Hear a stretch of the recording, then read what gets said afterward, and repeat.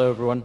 My name is Hilmi Dzhambazov, and I am a fourth-year student, yeah. And I'm currently working at the same time. And I wanted to talk about dedication today.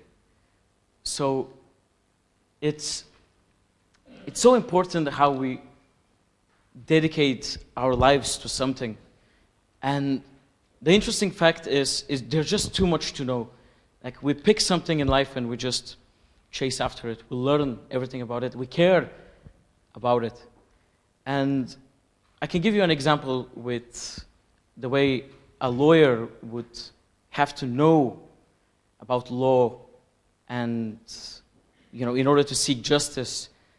The architect needs to know about life in order to give a certain lifestyle, in order to showcase a certain lifestyle. And it's the modern times. We're all modern people. We work with our smartphones, and we just seek for this variety that nowadays we just can't find. It's very, very difficult. And that's why we need to be more and more involved. And, well, the other question that arises is, do we actually want to be involved? It's a very complex thing. And do we actually have the time to dedicate ourselves into this kind of an information that it's not from what we do today? I want to give you a personal example with myself. I was lucky enough, I have a flat here in Glasgow, and I had to redesign it from scratch. So I had my parents over to help me, to give me a hand. And because I knew it was going to be a very exciting thing for them as well. And I was very happy, but I thought I would be in the role of the specialist that actually has a little bit of knowledge of what he does, which it turned out to be much more difficult than I thought, because just fighting over a carpet with your mom is just so much, it's horrific. And something that was supposed to take weeks felt like months. But in the end, the interesting thing was the final result was very, very satisfactory, and it was for everyone. There was participation, there was sacrifice of ideas, but the final outcome made everybody happy. Everybody was, in a way, satisfied by the end result, which was very, very, very interesting. And well, in order to understand like where innovation as well comes to architecture and where ideas come to like architecture, I want to take you back 500 years back. So with the 15th century, we have a good example with an amazing architect called Mimar Sinan in Istanbul, and that's during Ottoman times as well.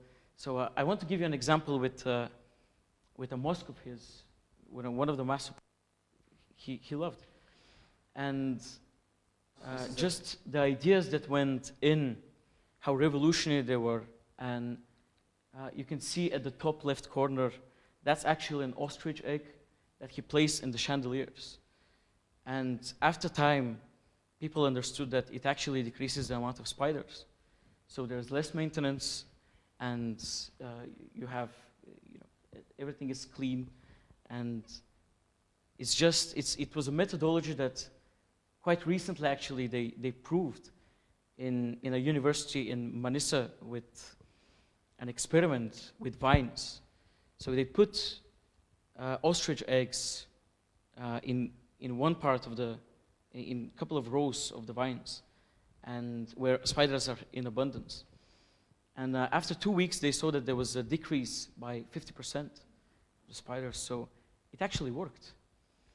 And it's very, very interesting how, a knowledge that is just from people that is not proven can be incorporated in a design and, actually work. So it does matter to listen to people. It does matter to collaborate with people. Then we go to the 1960s, where something interesting happened to building. We had the prefabrication time. So we had the prefab homes, which were built off-site with very, very cheap materials. But it was fast, it was easy, and in a way you had a little bit of control, so you can see your home before it being craned to its place. So that was an interesting idea. The idea was very strong, but it wasn't delivered very well, unfortunately. But you can obviously see with such a concept of being able to have this pod that you customize and you put furniture into, how easy with today's app culture this can lead to something very, very interesting. And we can see one of those prefab homes in that slide. Also, it was quite interesting how I was talking about the app culture and the access that we have today to the internet. 2005, the amount of people that had access to internet was 1.1 billion. And today it's 3.7. That's a significant jump. Everybody has a basic knowledge and access to information or an inside out to any one of those fields, which was very, very interesting to see what else can emerge. And another concept I want to talk about is frame architecture. So basically, again, how can you participate in something so complex? Because in the end of the day, it is your lifestyle. It is something that, it's your own home. So how do you participate in that situation? Well, if we have a frame and the architect helps only to design one half of that frame, so we have half a good house, a very basic infrastructure that is enough for everyone for a good start. And then with time, we have the flexibility to actually fill the other half with what we need. Is it going to be a home office? Is it going to be a second bedroom for your children? It's just that flexibility, and it's a brilliant idea of, again, how we can participate in our lifestyle. And again, if we go back, what changed? The idea with prefab homes was, in a way, rebranded to modular housing nowadays. And we started using very, very good quality materials. We started making them in very, very sophisticated factories. And you can have, from plumbing to electricity, everything made in the factory. So in a way, you were able to pick more things. You were able to pick even the location of where do you want to be in that development, which was quite interesting. And it's gaining more and more popularity as well. And also, currently we work on for the tallest tower in the world made from those pods. So like modular building, which is going to be 44 stories high. And again, it has so many benefits if we think of traditional building.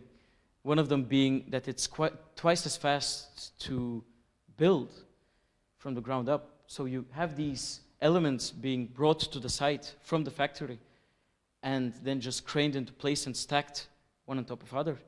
50%, that's very, very fast. And at the same time, the environmental impact and the CO2 levels are also halved. So we have 50% less of environmental impact. So this is very, very important. Unfortunately, it's still not a cheap method to, so it's not exactly a solution to the housing market, to the housing crisis that we have today, but it's definitely a method that by developing, we will get to a point that will actually have a very, very lasting impact. There's problems obviously emerging, which are not a lot of people buy their homes from scratch.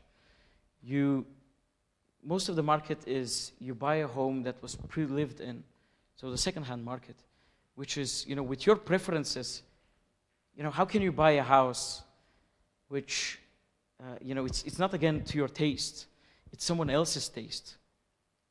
And that's where again the frame architecture comes as an idea. So again, this flexibility, we still lack a little bit of that flexibility, but it's a very big possibility nowadays, especially again, like I said, with the technology that we have. And also it's very, very important, you know, how we participate. I can give you an example with, there's this thing about architects wearing black, but I'm kind of breaking that today. And it was a product of collaboration. And I have to say there was a lot of sacrifices to be made